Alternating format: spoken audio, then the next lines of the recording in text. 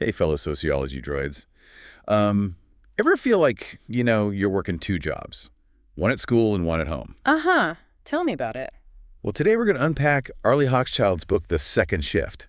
It, dives into that exact feeling. Yeah, The Second Shift, a classic. It really is. And we're going to kind of, specifically dissect the book's main arguments, the evidence, how she got that evidence. Oh, the methodology? Right. And then ultimately, her conclusions. Sounds like a plan. Yeah. Think of it as your second shift cheat sheet for all you busy grad students out there. A very dense read, I have to say, but Hochschild's work is, foundational to understanding, family dynamics in modern society. Yeah, totally. It's a must-read. For sure. And she starts off with this, pretty radical idea. She calls it the speed up. The speed up, huh? Yeah. So she noticed that as more women, entered the workforce, families basically had double the work. Double the work, but the same 24 hours. That's right. Same 24 hours. To get it all done. Yes. And it's so interesting. What's that? Hochschild's research, which included, in-depth interviews with 50 couples. Wow, 50? Yeah.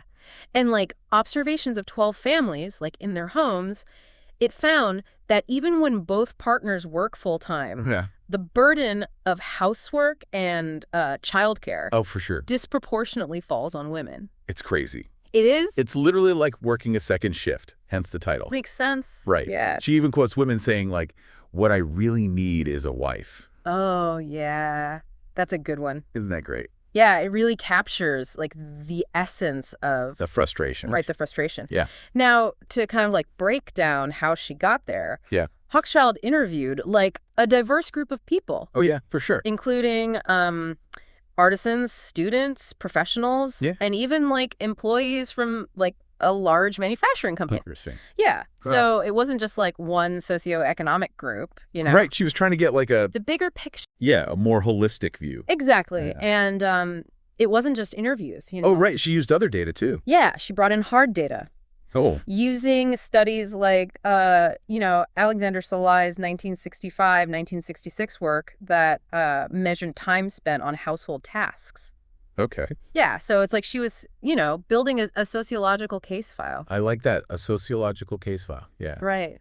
Makes sense. Yeah, and one of the things that really emerges from this data Yeah. is this idea of family myths. Family myths. I like that. Right. These are the stories couples tell themselves Right. to justify the division of labor. Interesting. Yeah, even when it's unequal. Oh, even when it's unequal. Totally. That's interesting. Right. They're trying to convince themselves it's fair. Yeah, exactly. Okay. So the Holts are a perfect example of this. The Holts. Tell me about them. Yeah, so we have Nancy. Okay. She's a social worker. A social worker. Uh-huh. And Evan, who is a furniture maker. Okay, a furniture maker. Right. And they really struggled with this whole, division of labor thing. Yeah. Evan resisted sharing the second shift. He did not want to do housework. No. Classic Evan. Right. So they came up with this This myth. Yeah, this upstairs downstairs myth. Okay, what's the upstairs downstairs myth? So Nancy would handle most of the housework, but claimed ownership over the upstairs. Got it. While Evan took care of the downstairs and the dog. Okay, so she gets the upstairs, he gets the downstairs and the dog. Right, but of course Nancy ends up doing way more than Evan. Yeah, but in their minds, They frame it as fair. Yes. Right. It's so interesting. Yeah. And Hochschild quotes Nancy. Right. She does, saying, Evan sweeps it and straightens it and arranges it and plays with tools and figures out where the equipment goes. In fact, that's one of his hobbies. Uh-huh. Wow. When she was talking about Evan's chores. Right. Yeah, it's they're trying to convince themselves. Right, exactly. And not just Hochschild, Totally. Yeah. Okay, so that's the Holts with their upstairs, downstairs myth. Right. Then we have the Delacortes. Oh, the Delacortes. Tell me about them. All right. So Frank is a blue-collar worker. Blue collar. Yep. And actually needs Carmen's income. So she's the breadwinner. Well, they both work. Okay. But he needs her income to To get by. Yeah. Yeah. But he still wants to be seen as the man of the house. Ah, that classic gender role. Exactly. So Carmen downplays kind of her own assertiveness. I see. And emphasizes her dependence on him. Oh, wow. Even though she's making the money, she's playing it like she's, Submissive. yeah, more submissive. Exactly. That's so interesting. Isn't it? Yeah. And their myth What is it? They pretend that Frank barely does any housework, Even though he probably does a lot. even though that's totally not true. Wow, that's fascinating. How these myths like really protect these traditional gender roles. Right. It's like they're holding on for dear life. Yeah, it's so interesting. Carmen even says, in that society, when a woman becomes divorced or a widow, there is nothing else to do except dress the saints. Dress the saints. Yeah, which is like put clothes on statues in church. Oh, interesting. Yeah, she goes on to say, I don't want to go through that. Right. So it's like these societal pressures and, personal experiences really shape these. Their strategies. Yeah, the strategies. Yeah. Totally. Okay. So we've got the Holtz and the Delacortes. Right. Each couple seems to have their own like unique dynamic. They do. Yeah. Like the Tanagawas. Oh, yeah. The Tanagawas. Nina's like a high earning Big executive. photo boss. Right. And she actually makes more than her husband, Peter. Right. He's a bookseller. Oh, wow. Yeah. So he's not making as much money. And this really throws a wrench in his sense of masculinity. I can imagine he feels threatened by her success. Totally. So to compensate, Nina ends up like doing the bulk of the housework and childcare. So she's like super successful at work, making all the money, and then she comes home and does all the housework too. Pretty much. That's crazy. It is. Hochschild quotes Peter, right, She does. saying he felt he couldn't be the man Nina would still love 30 years from now if he both earned less than she did and also shared the second shift. Oof. Yeah, his ego is totally tied to his ability to like be the breadwinner. Makes sense, though, Right. in that generation. Yeah, for sure. Okay, so we have the Holtz, the Delacortes, the Tanagawas, Yeah. and Then there's Ann Meyerson. Ann Meyerson, okay. Right, who is this high-paid executive, but like is actually more fulfilled as a mother than in her career. Oh, interesting. Yeah. So she's like super successful, but would rather be a stay-at-home mom. Well, she enjoys motherhood more. Okay. It's almost like a tug of war for her between like wanting to be the super mom Right. and wanting a more equal partnership with her husband, Robert. So she's kind of torn. Yeah. She even says, if I'm going to be the parent at home, well, I want to have a real challenge. If I have half a dozen children, I can show that I can really do it well. Anybody can raise two. Wow. That's like she's internalized all these societal expectations about About motherhood. about motherhood. Yeah. It's fascinating. It is. These were just a few examples from Yeah. Hochschild's research, but they really illustrate the complexities of this whole second shift idea, Absolutely. and how couples navigate these issues. It's so nuanced. Yeah, it's not just about Not just about the dishes. right. It's about Power dynamics, gender roles. the stories we tell ourselves to make sense of it all. Exactly. Yeah, that's great. And speaking of power dynamics, Yes. Hochschild, she doesn't shy away from looking at how the second shift plays out Mhm. differently, Yeah. depending on factors like social class For sure. and race. Definitely. Yeah. So, she acknowledges that, most of the couples she studied were, middle class, which means they had access to, resources like childcare and housekeepers that a lot of working class families just don't. Right. So it's almost like another layer of complexity. Another layer Yeah. added on to an already complicated issue. Yeah, exactly. And she also brings in the perspective of Black scholars, right? Yeah. Who critique the famous Moynihan report, Right. which basically in 1965 blamed Black women for the problems within Black families. Yeah, because of their matriarchal roles. Right. That's a very controversial report. it is. Right. She's saying that it's not about individual couples failing to communicate or whatever. Yeah. It's about deeply ingrained gender roles. Yeah. That are just baked into our culture Yeah. and institutions. For sure. Yeah. And these roles, she argues, lead to the devaluation of women's work, both at home and in the paid labor market. Okay, so it's a vicious cycle. A vicious cycle. It's hard to break free from. Totally. Okay, so what does she propose we do about it? Does she offer any solutions to this stalled revolution, as she calls it? She stops short of giving, a prescriptive answer. Okay. Because, she recognizes that each family and situation is, unique. Yes, that's fair. But she does suggest that we need, a fundamental shift in both our attitudes Yeah. and our social policies. Interesting. So we're not just talking about couples making adjustments. No. But, society as a whole. The whole shebang. Yeah. Rethinking how we value and support caregiving. 100%. Yeah, let's unpack those ideas further. Sounds good. I think like the stories of these families, like, the Holts and the Delacortes, will give us some clues about where to start. Let's do it. One of the things that like really struck me Yeah. was how Hochschild uses data from Alexander Salai's Oh, yeah. 1965-66 study on time use. Right. It really lays the foundation for her argument.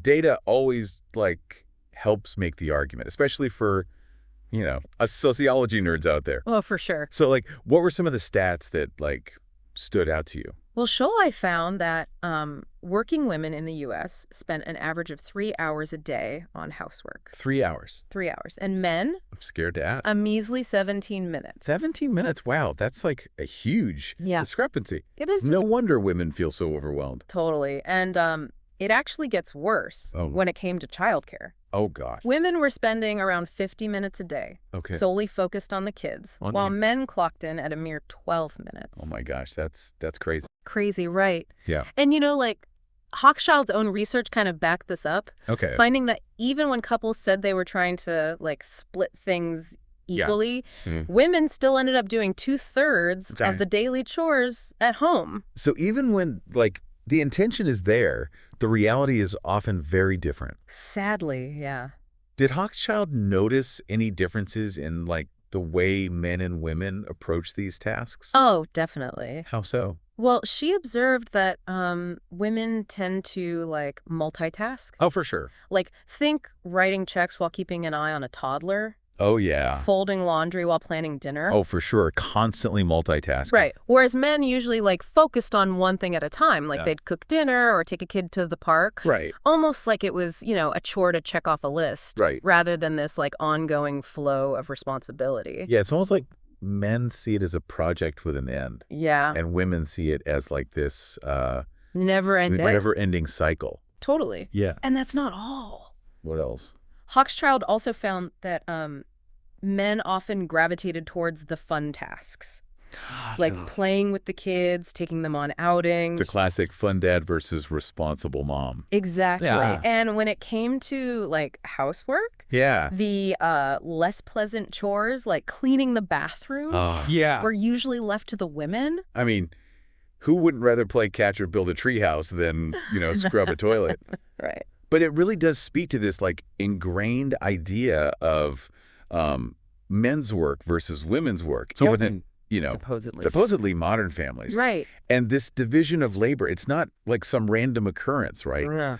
Hochschild connects it to this larger historical context, arguing that the way men entered the industrial workforce first, followed by women, much later, impacted the power structure within marriages. So it's this historical domino effect. Tell me more about that. How so?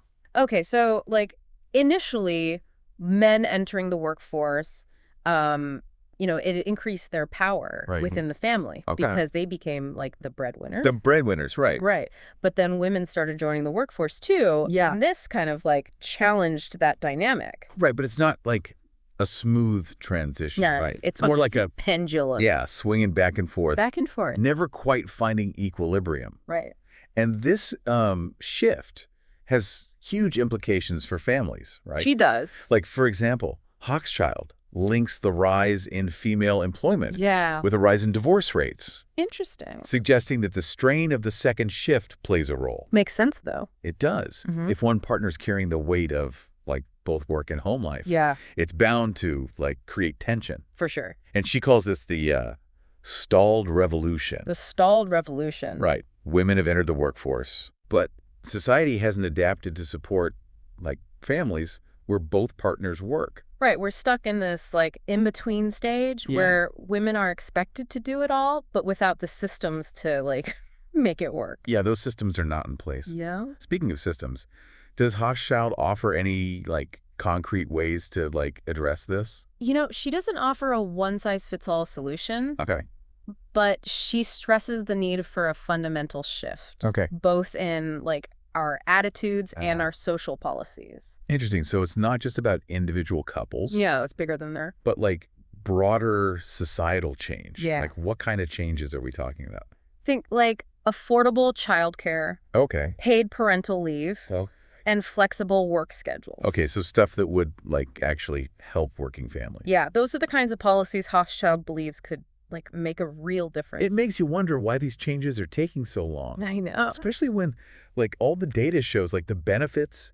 It speaks to, like, this deep-seated resistance Yeah. to change, you know? Like, we're clinging to these Outdated norms. outdated norms. Even in the face of, like, social and economic transformation. It's like society's clinging to these outdated norms, like, despite the cost. Exactly. But she also looked at the men who share. The men who share, yes. Like, men who actually did take on a more equal share of the housework and childcare. Right, those guys. That's like a glimmer of hope, right? It is. Were there any common factors, like, among those men? Yeah, she found a couple. Okay, what were they? Many of them had either, like, grown up disillusioned with Okay, or completely lacked traditional father figures. interesting. So they hadn't internalized that, like, strong patriarchal model. So their views on masculinity weren't shaped by those, like, really traditional roles. Exactly. Yeah. And many of them also had strong female role models Okay. who were very independent. So maybe seeing women who were, like, capable and self-reliant influenced their willingness to, like, share the load. It's possible. Yeah, it suggests that early experiences and role models can really, like, impact men's attitudes Yeah, towards domestic labor. for sure. It makes me wonder if, like, shifting societal norms and, like, providing those positive male role models could be key Yeah. to achieving more equality. That's the million-dollar question Yeah. that future research and social policy need to, like, address. Okay, now going back to the families Hochschild studied, Yeah. did she find that this, like, unequal division of labor had any impact on the children? Yeah, she found that when, like, the burden fell unevenly, Yeah, it could actually harm children's emotional development and well-being. that makes sense. Right. Like, kids are sponges. They absorb those dynamics that they Yeah. see at home. Absolutely. If they see one parent constantly doing all the work, Right. it sends a powerful message Yeah. about, like, gender roles. Yeah, and expectations. Totally. So it's not just about fairness No. between the But parents, it's bigger. but about the messages we're sending to, like, the next generation. Exactly. Yeah. And on the flip side, children in families where the workload was shared more equally Yeah. tended to be, more well-adjusted Okay. and have a stronger sense of security. So everyone benefits. So everyone benefits Yeah. when the burden is shared Right. more fairly. Yeah, it creates a more, like, supportive and harmonious environment Totally. for, like, the entire family. For everyone. Yeah, even small changes in the division of labor can have a big impact Huge impact. on the family dynamic. Yeah. But achieving those changes, it requires recognizing, the coping mechanisms Right. that couples often use to navigate these tensions. Exactly. You talk about those family The myths. family myths. Yeah. Those are one example. Okay. But Hochschild also talks about other strategies Okay. couples use, Yeah. like what she calls gender strategies. Gender strategies. Okay, I'm intrigued. Yeah. Tell me more about that. What exactly are, like, gender strategies? So think of it as, like, the ways individuals use their gender identity Uh-huh. to kind of negotiate who does what Okay. and to maintain a sense of, like, power within the relationship. So it's not just about who's doing the dishes. It's about these deeper Deeper motivation. motivation, Power dynamics. power dynamics, right? Power dynamics. At play. That's fascinating. Right. And these strategies, they can manifest in a lot of different ways, right? Oh, yeah. Like, remember Carmen Delacour? Oh, yeah. She downplayed her assertiveness and Yeah. emphasized her dependence on Frank Right. to, like, avoid challenging his sense of masculinity. Totally. Classic internalized societal expectations. Right, women adjusting their behavior to fit these, like, traditional roles. Exactly. Yep. And it shows how gender can be a tool for negotiation, Uh-huh. even in couples who, like, claim to be egalitarian. It highlights how, like, deeply rooted these power dynamics are, They're so deep. and often shaping our interactions without us even realizing it. Oh, And then there's this strategy Hochschild calls Needs reduction. Needs reduction, Right. which is often used by men Yeah. who resist sharing the second shift. Okay, needs reduction. Yeah. What does that look like? So essentially, they downplay their own needs Okay. for a clean house, a home-cooked meal, Right. or even like a vacation. So they're like lowering the bar so they don't have to like contribute. Exactly. Yeah. It's a way to subtly shift the responsibility Yeah. onto their partner. Right. Sounds frustrating. It can be.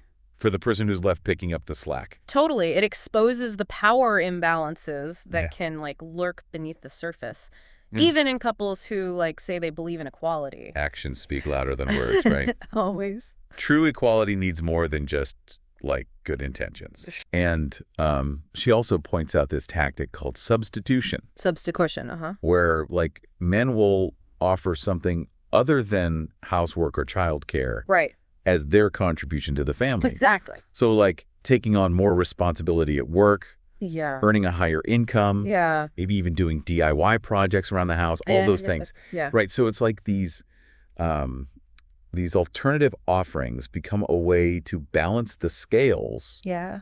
without actually sharing the like traditionally quote unquote female tasks. Right. Exactly. It's a way to maintain that sense of fairness Yeah. without disrupting the traditional division of labor. Right. Because it reinforces those gender roles. Yeah. Right. The man gets to be the provider Yeah. while the woman, continues to handle the domestic sphere.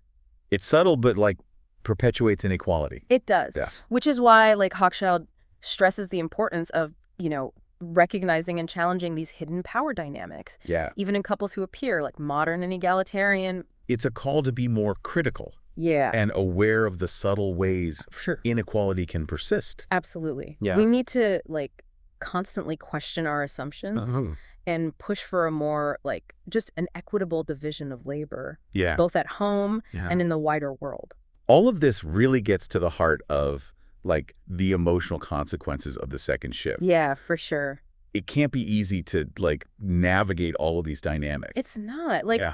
Hochschild's research found that the unequal division of labor often leads to, What like resentment, Okay. exhaustion, guilt, Well, even like anger within couples. it's like a slow burn Yeah. that slowly eats away at the foundation of the relationship. That's a great way to put it. Right. Yeah, and she particularly emphasizes the emotional toll on women Okay. who are often left feeling, overwhelmed, Yeah. underappreciated, and like Yeah. trapped by this double workload. The classic supermom syndrome. Yeah. Striving to do it all Right. and ending up like exhausted and feeling inadequate. Exactly. Yeah. And that emotional burden can like manifest in all sorts of ways. Oh, for sure. From, increased stress and anxiety Yeah. to even like physical health problems. Wow. So it's not just like a mental thing. No. It can actually have like physical manifestation. manifestations. Yeah. Yeah.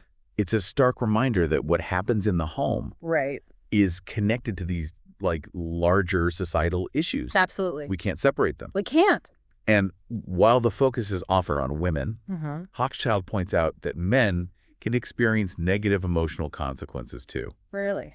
I wouldn't think they would mind having their partners do most of the work. You'd think so, right? Yeah. But Hochschild found that many experience like guilt, Okay. inadequacy, and even like resentment Resentment. when they aren't like fully involved in family life. So it's not just about women feeling overburdened, but also about men feeling like disconnected Sure. or left out. Exactly. And that sense of disconnection Yeah. can create like emotional It distance can. in the relationship, Yeah. leading to this like vicious A cycle. vicious cycle. That's hard to break. That's hard to break. Yeah, it really reinforces that idea that the second shift isn't just a women's issue. No. It affects the whole family unit. the whole family unit. Yeah. And addressing it requires like both individual and societal changes Yes. to create a more like equitable and fulfilling dynamics Everyone. for everyone involved. Yeah.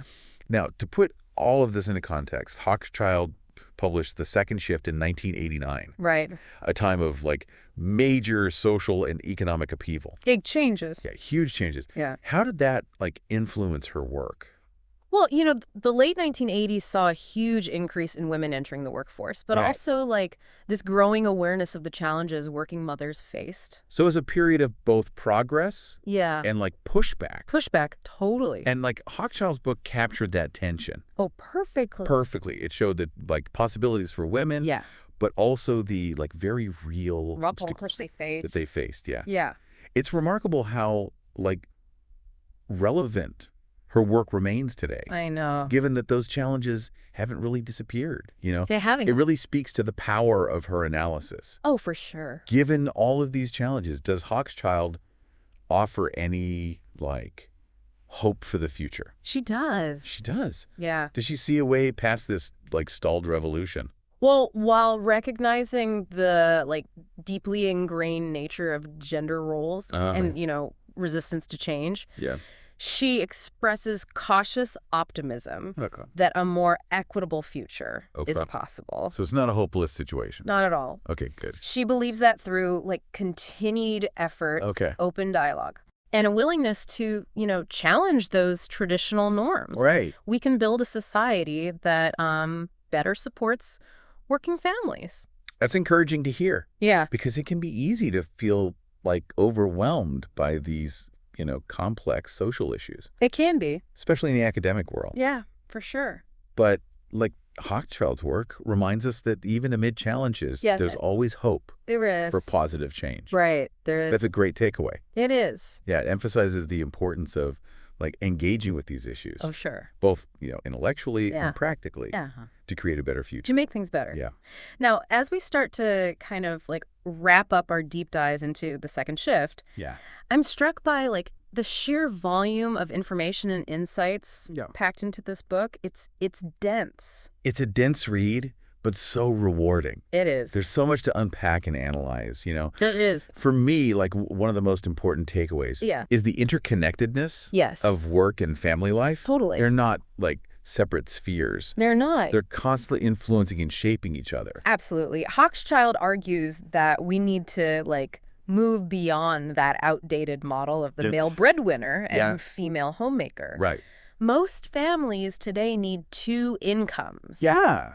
to make ends meet. It's the reality of modern life. It is. But changing to like a two-income model Uh-huh. requires a serious overhaul of both, like the workplace and the home. For sure. And that overhaul can't just be about like individual couples adjusting. Right. It requires like a broader Societal commitment to supporting working families. Yes. So it's about creating a culture that Yeah. truly values caregiving. caregiving, Yeah. both within families and in like society as a whole. That's a great way to put it. It means challenging the deeply held beliefs Yeah. and like structures Yeah. that keep gender inequality in place. Totally. It's a big task. It is. But I think like Hochschild gives us a roadmap She does. for how we can like start to make those changes happen. I agree. Now, given the importance of those changes, Yeah. Hochschild also like really highlights this crucial part Yeah. of her analysis, Okay. the emotional consequences Right. of the second shift. Of the second shift. It's not just a like logistical challenge. It's not a huge emotional component. Right. Let's delve into that. Okay. It seems like, this unequal division of labor would really take a toll on like everyone involved. It does. Hochschild's research found that the second shift often leads to feelings of resentment, Okay. exhaustion, guilt, even like anger within couples. It's like this slow burn Yeah. that slowly erodes the foundation of a relationship. That's a great analogy. Yeah. And she particularly highlights like the emotional burden on women Right. who often feel overwhelmed, underappreciated, and like trapped by this double workload. Trapped, right. Trapped. Yeah, that classic supermom syndrome, Yes. trying to be perfect at everything and ending up exhausted and feeling inadequate. Exactly. Yeah. And this emotional burden can manifest in like a variety of ways, from like increased stress and anxiety Okay. to even like physical health problems. So again, it's not just like a mental or emotional thing. No, it's very real. It can actually have like real physical manifestations. Totally. It's a powerful reminder Yeah. that what happens in the home Yeah. isn't separate It's not from what happens in society. They're connected. They're deeply connected, yeah. Deeply connected. And while we often focus on the toll on women, Yeah. Hochschild points out that men can experience negative emotional consequences too. They do! I wouldn't think they'd mind having their partners do most of the work. You'd think so, wouldn't you? Yeah. But, Hochschild found that many experience, guilt, inadequacy, and even resentment when they aren't, fully involved in family life. So it's not just about women feeling, overburdened. No. But also about men feeling disconnected. Disconnected, yeah. Or like they're missing out. Exactly. And the sense of disconnection can lead to emotional distance It can. in the relationship. That's sure. Creating this vicious cycle. A vicious cycle. That's hard to break. Tough to break. It really reinforces this idea that the second shift isn't just a women's issue. No, it's a family issue. Right. It affects everyone involved. Everyone. Yeah. And addressing it requires shifting both individual attitudes Yeah. and societal structures to create a more equitable and fulfilling dynamic yeah. for every member of the family. Plot. All of this really makes you think about the long-term implications Yeah. of the second shift. It does. Where does Hochschild see all of this heading? That's a great question. She actually devotes a whole chapter Oh, wow. to what she calls the stalled revolution. Okay, we touched on that a little bit earlier. We did. But could you elaborate on what she means by that? Yeah. So she's referring to this disconnect we've been talking about. Right. How women have entered the workforce in huge numbers. Yeah. But societal structures and gender norms just haven't kept pace. Right. So we're in this awkward in-between phase. Yeah. Women are expected to do it all. Yeah. But without the support systems to actually make it work. Exactly. And Hochschild argues that this stalled revolution has big implications. It does. With everyone, not just women. Yeah. But men and children, too. For sure. It's we're all stuck in this, outdated system. We are. Trying to play by rules that no longer apply. Totally. And it's not just about, individual families figuring things out. Yeah. It's about recognizing the need for broader societal changes. Absolutely. To address these, systemic issues. For sure. Okay, so what does Hochschild propose we do about it? Right. How do we move past this stalemate? Well, she acknowledges that there's no easy fix. Right. But she emphasizes the importance of, challenging those ingrained gender roles. Okay. And advocating for policies that actually support working families. Okay. Things like affordable childcare, paid family leave, and more flexible work arrangements. Okay, so it's about shifting our mindsets. Yeah. As well as our policies.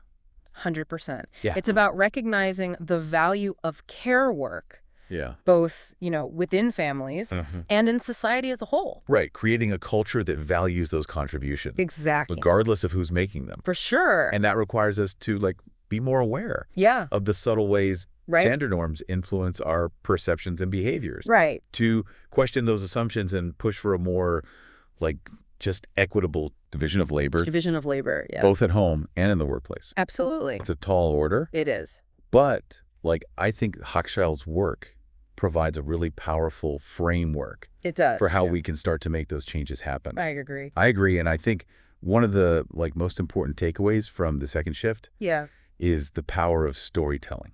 Oh, storytelling. I love that. Right. You're talking about those family myths again. Family myths, yeah. But also, humors. Yeah. But also, the individual stories of the families Hochschild studied. Right, by sharing those intimate glimpses into people's lives. Yeah. She kind of illuminates the complexities of work-family balance. Right. In a way that data alone just couldn't achieve, Totally. It's those personal stories that really bring the data to life. Right. And make us think critically about our own assumptions and experiences. They remind us that behind the statistics are real people grappling with these challenges. Yeah, every day. Every day. Yeah, for sure. And those stories can also be a source of hope. Oh, absolutely. Remember the chapter about the men who share? Of course. It was so refreshing to see those examples of men who were actively challenging traditional gender roles and taking on, a more equitable share of the domestic responsibility. It's a reminder that change is possible, even within a system that often feels stacked against us. Yeah. That we can create new narratives and models. Totally. For what it means to be a man, a woman, a partner, a parent. For sure. It's very inspiring. Yeah. And that brings us back to that idea of a stalled revolution. Right. Maybe it's not so stalled after all. Yeah, maybe. Maybe these like individual stories, these Mhm. small acts of resistance Yeah. are starting to like chip away at That's- those outdated norms. Or maybe we're in the midst of a like slow but steady evolution. Perhaps. Yeah. And as we continue to like grapple with these, complex issues, Yeah. it's essential to remember the power of research. Research, Critical analysis Yeah. and like open dialogue. open dialogue to push for meaningful change. Exactly. Well said.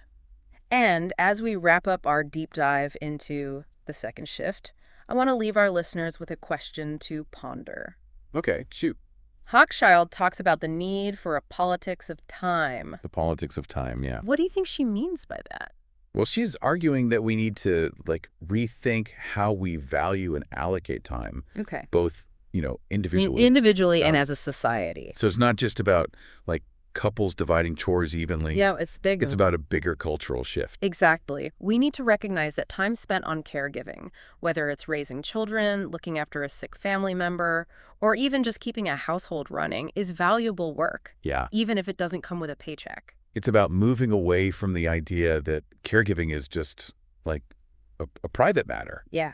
and acknowledging its like social Yeah. and economic importance. Exactly. And that shift requires changes in like public policy. Like what?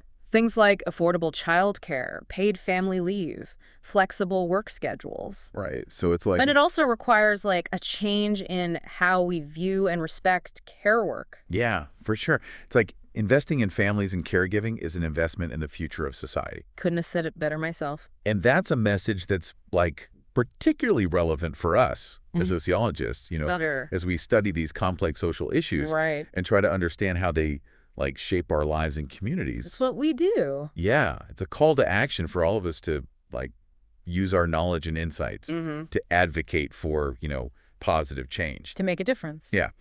Now, as we wrap up our deep dive into the second shift, Yeah. I want to leave our listeners with a thought-provoking quote from Hochschild. Okay. She writes, "In the era of a stalled revolution, one way to reverse this devaluation is for men to share in that devalued work and thereby help to revalue it." That's so powerful. Right. It challenges us to like think about how we can actively work to revalue caregiving, Yeah. both in our own relationships and in society as a whole. Yeah, it's a reminder that true equality needs like a collective effort, Yeah. a willingness to challenge traditional norms, Totally. and a commitment to creating a more just and equitable future for everyone. It does. So fellow sociology droids, Yeah. keep those critical lenses focused. Yeah. And let's see if we can get this revolution unstalled. Let's do it.